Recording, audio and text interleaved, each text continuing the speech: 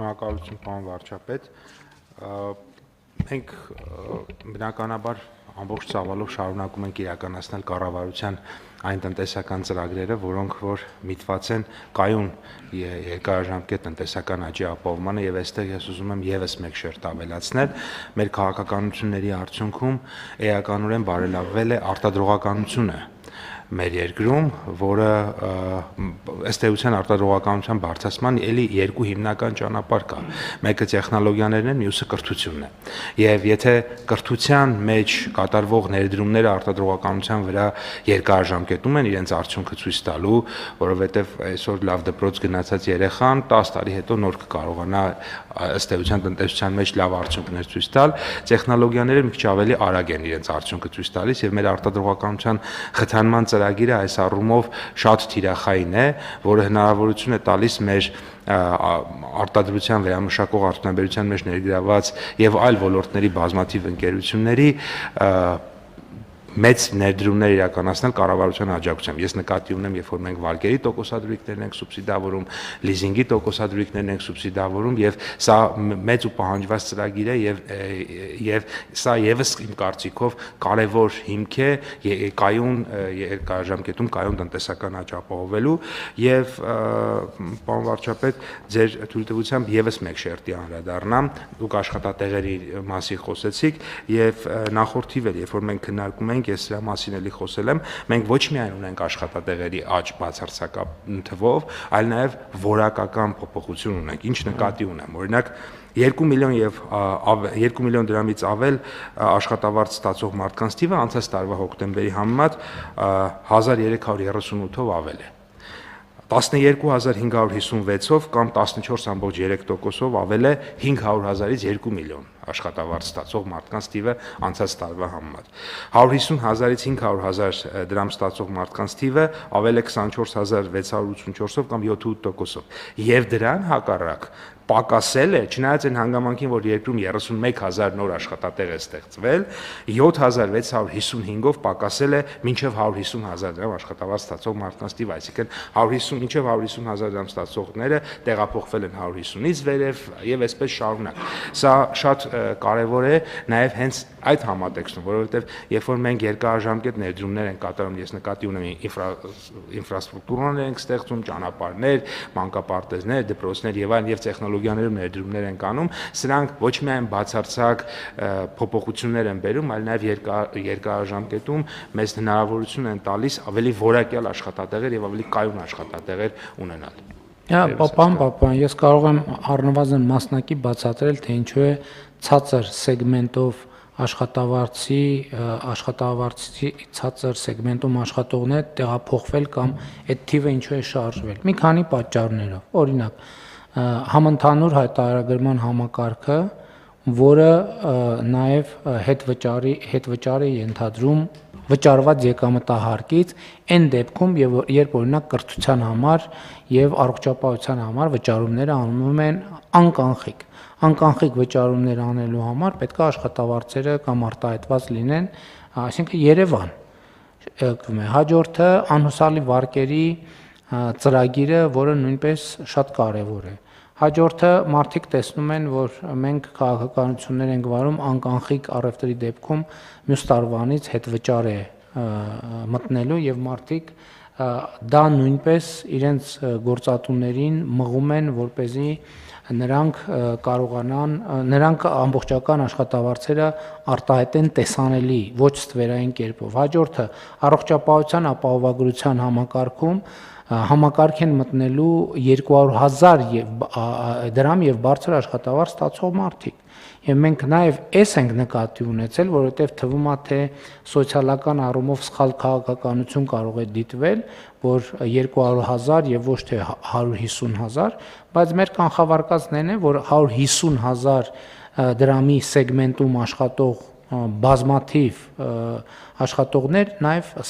աշխատավարձի ստվերային հատված ունեն եւ առողջապահության ապահովագրություն ստանալու բնական եւ մեր կողմից ողջունելի ցանկությունը նաև աշխատողներին աշխատողներին մղում է, որպեսզի նրանք էլ իրենց հերթին գործատուներին մղեն,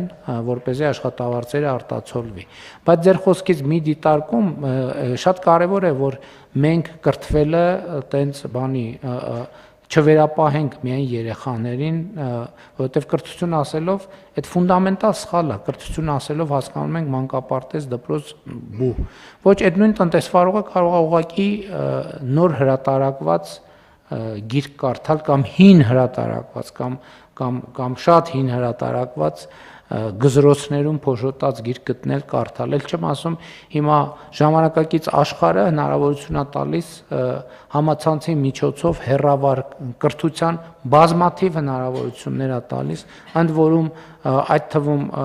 կրթական ծառայությունների մատուցման, բայց գիտեք հիմա ոդկասթներ ռեժիմով այնքան բաներ կան, այնքան նյութեր կան, եւ որտեղ մարդիկ իրենց փորձն են պատմում, իրանց սխալների եւ հաջողությունների մասին են պատմում եւ կրթության հնարավորությունները անսահմանափակ են 21-րդ դարում, ել չեմ ասում վերապատրաստումների եւ այլ ծրագրերը, այնպես որ զուտ մեր քաղաքական խոսույթի եւ լեզվամտածողության առումով մենք պետքա սա ընդգծենք։ Շատ լավ, հարգելի գործընկերներ, համեցեք։ Շատ կարճ կարելի է, պարոն վարչապետ, ես վիճակագրորեն նաև հաստատեմ ձեր մտքերը, օրինակ մենք հանրային սննդի կազմակերպման ոլորտում ունենք իհարկե եւ աշխատատեղերի եւ աշխատավարձի աճ, բայց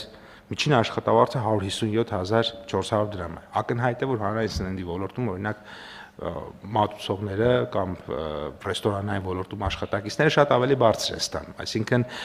նույնիսկ այս վիճակագրությունն է բավականին լավ պատկեր մեզ տալիս, այլ չասած, որ իրական տնտեսության մեջ կամ հողի վրա շատ ավելի բարձր է եւ մեր քաղաքականությունները այո պետք է ստիպեն, որպեսզի այս թվերը հնարավորինս մոտենան իրականությանը եւ դուք նաեւ նշեցիք 9 ամսվա ցուցանիշների մասին, որոնք արդեն բացարձակ ցուցանիշներ են, այսինքն դրանք ցույց են տալ եւ 6% աճ ունենք, ինչը բոլոր եւ միջազգային կառույցները եւ Հայաստանում մեր երկրում մասնագիտացված կառույցները շատ ավելի ցածր տնտեսական աճ են կանխատեսում եւ ուզում եմ նշել, որ բոլոր ուղղություններով մենք աճ ունենք, այդտեղ արդյունաբերությունում մի փոքր 1%-ի կարգի նվազում ունենք, բայց տարեսկզբին շատ ավելի մեծ էր այդ նվազումը եւ հիմա գնալով մենք այդ տարբերությունը փոքրացնում ենք, որը հիմնականում պայմանավորված էր 24 թվականին այդ շատ մեծ ծավալով ոսկու ուրեմն վերամշակման գործընթացով։ Դե հիմա էլ այսօրվա 11%-ն էլ պետք է նայենք ինչ առնչություն ունի այդ թեմայի հետ, բայց ընդհանուր առմամբ դրանով թե առանց դրա 9 ամսվա 6% աճը արդեն մեր բոլոր կանխատեսումներից եւ ոչ միայն մեր կանխատեսումներից բարձր է եւ ակնհայտ է, որ դա չի նվազի։ Եվ ակնհայտ է, որ դա մեծ հավանականություն կա, որ կաճի։ Հույս ունեմ, բայց էդ էլ ասեմ, որ մենք պետքա ի վերջո տենց կայուն մեր պոտենցիալին մոտիկ աճի ուղեցիրը մեզ համար լինի նպատակային, որովհետև գիտեք մի հատ ուրիշ խնդրեմ ենք մենք հանդիպում, երբ որ մեր պոտենցիալից, ինչպես տնտեսագետներն են ասում, ավելաճ ենք ունենում, դա գնաճային երևույթների է որոշակի հանգեցնում շատ հաճախ, ինչը միշտ չի, որ բնականաբար գնաճը երբեք ցանկալի չի, դրա համար այս 6 հույս ունենք նաև այս ընթացքում ոչ թե հույս ունենք, այլ մեր տնտեսական աճի պոտենցիալն էլ ավելացել, դա է շատ կարևոր եւ մենք սենց ավելի շատ պետքա այլևս տենց ապացուցողական տնտեսական աճ մեզ պետք չի, մեզ պետքա ուղղակի կայուն, առօրյա, այսինքն տնտեսական աճը պետքա դառնա մեր կյանքի մի հատ սովորական անբաժանելի մաս, որ գա մի պահ, որ սկի առանձնապես կառավարության նիստում չանդրադառնանք էլ, որովհետև այլ տենց ոչ մի նորություն չկա, համեցեք։ Շատ կարճ, այսօրվա անորոշությունների պայմաններում 6% տնտեսական աճը աշխարհում համարվում է բարձր լավ ցուցանիշ ու երբ որ մենք նայում ենք նաև ցուցանիշները տարբեր երկրների, դա լավագույնների մեջ է վերին հատվածում գտնվող եւ աշխարհի միջին աճից շատ ավելի բարձր աճ է։ Այդ տերմինն էլ է պետք է բարձրանում, երկու անգամ ինձ մղեցիք լրացուցիչ մեկնաբանությամբ, որ այդ ընդունված բան է, իհարկե, որ ասում են այսօրվա